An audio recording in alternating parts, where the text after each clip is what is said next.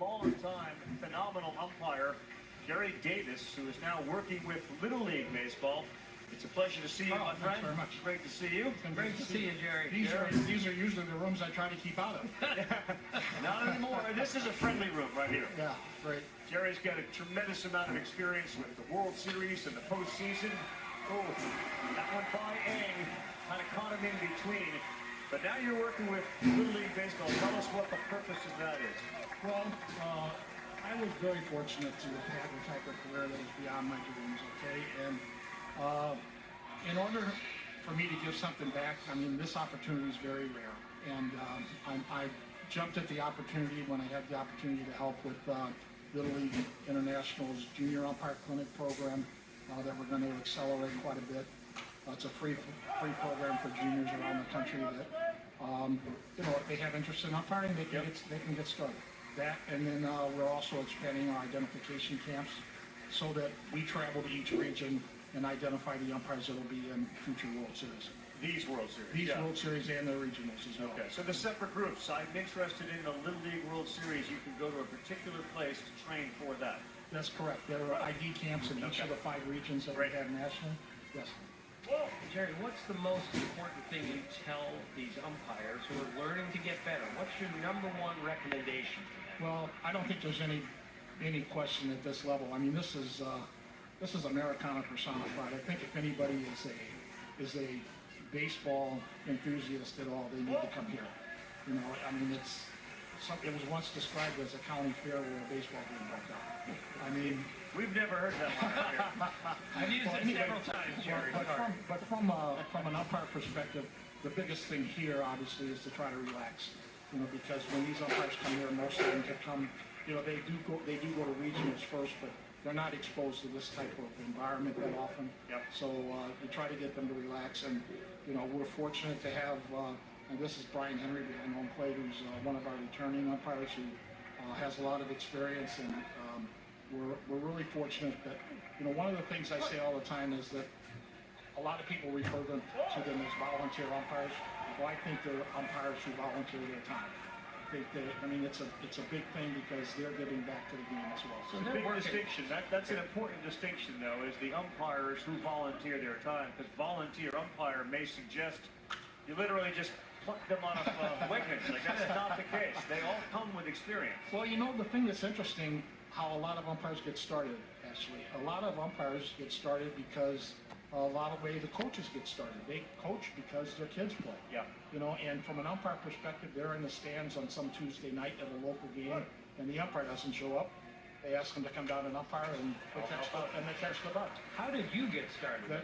A similar situation. I used to play baseball in St. Louis, and I had hurt my arm and couldn't pitch, and the manager said, well, since you can't play, you're going to be the umpire tonight. And I did that, and he said, you know, you're pretty decent. You should think about going to umpire school. And, I mean, I didn't know there was such a thing.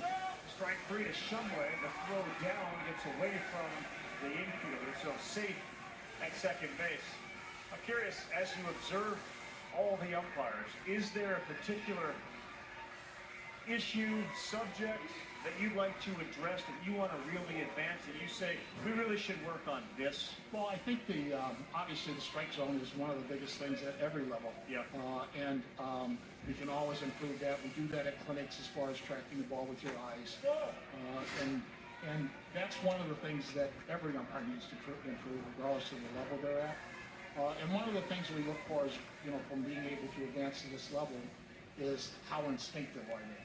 You know, because it's kind of easy to learn to be a spot-to-spot umpire where you go to just a certain place. Yeah. Like I can tell you where to stand with a man on second. But when the throw's offline and you have to react, that's the kind of thing we're looking for. Jerry, if an umpire makes a call or something that you need to talk to him about, good or bad, will you do it right after a game today or tomorrow or something like that? That really depends on the severity, quite frankly. I mean, if you have other games that are coming up, you know, you don't want to get in their head. You know, it's like telling a shortstop who makes 3 errors in a row. Right. You know, same kind of things. But that's not true as far as praise is concerned. You know, one of the things we want to be is to be able to develop the type of culture that's a positive influence and makes them want to continue to umpire. Jerry's umpired 5 different World Series. Six. My bad, including the '04 World Series that ended a long streak for the Boston Red Sox. Beyond your experience in the 6th World Series and all your other postseason experiences, is there a call or calls that umpires find to be the most difficult beyond the strike zone? Is there a particular call? I would probably say a check swing. Yes. You know, that's, you know, the criteria that we use is did he offer at the pitch? And people have different judgments as to whether he offered at the pitch. So Jerry's grandfather, he's the same age as me. His grandson is the same age as my car. Tell us what your nickname is, what your grandson calls you. Well, now. that's Umpire. Umpire. Which is a different phrase of grandpa. So how did that come about? Well, He's watching you on TV, yes, right? exactly. And your daughter And he spotted me. and he just blurts out. Exactly. Yeah. It's ironic and stuff. I don't know how, you know, where it came from. I'm sure it was being taught at a very young age. This is Campbell Foster. There's 1 out in the bottom of the 2nd and the 2-2. He does not offer at it. He gets by the catcher, so down to 3rd base goes Brooks Shuey. Yeah, offering is a really hard thing. Gerry, I spoke to what I consider our umpire expert at ESPN. His name is Judson Birch. We have a lot of those umpire experts. Well, but this one, This guy's legit, loves believe me. umpires, and I said, Gerry Davis is going to be in our booth tonight, and we said Gerry Davis isn't a good umpire, or wasn't a good umpire. He was a great umpire. Well, and he knows, I take that back what I said. He knows what he's talking about. And I said, so why? And he said, one thing Gerry did was avoid any type of major confrontation. Let's go to the 3-2, and that ball driven into the gap, and it is going to get down. RBI for Campbell Foster. The bottom of the California order is doing it. It's 2-0. Jerry, how would you advise a young umpire to take control of the game? Obviously, it depends on what's happening out there. But what's the best strategy to make sure you don't lose control of the game? Well, I think that, first of all, you have to live to your personality. I mean, you can't, if you are an anxious type person, it's difficult to be laid back. And if you're laid back and you try to be aggressive, Caught! They got a chance to get him. No, he threw it away, but a good job by Chang, who did the exact same thing last night. Pardon me, Gerry, but he came in and backed up to throw at first and threw a runner out at 3rd. So after Finley Green singled in the run, Colby Lee popped out. A heck of a play by Luke. But look at the heads-up play by Chang there to back up.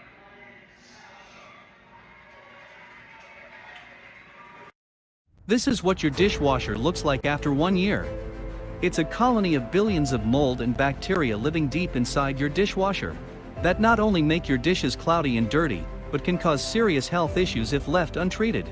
The only solution was to disassemble your washer, soak it in bleach and hand clean every nook and cranny, which can take hours. It wasn't until 2021 that scientists developed a solution. It's a patented formula that deep cleans your washing machine at a microscopic level.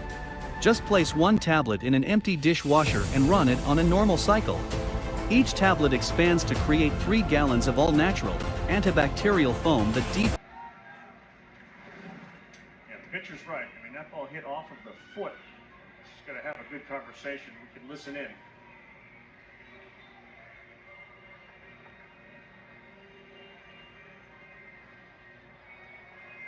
No, he does not have a microphone on, but he's right. Give Trey Kirchhoff credit. There's a great look at it.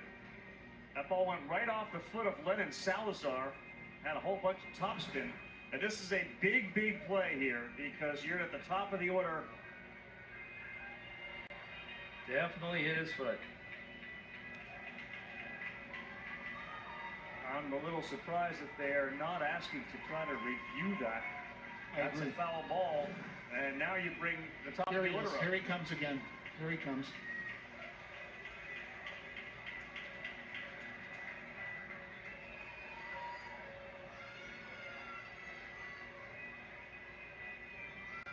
Now we'll have this right. Again, huge play in the game.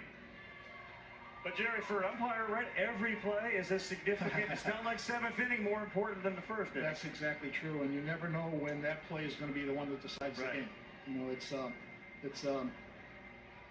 a difficult job, but it's a very rewarding one. You know, most of people talk about the abuse that we take, and that's one of the things that we really want to address.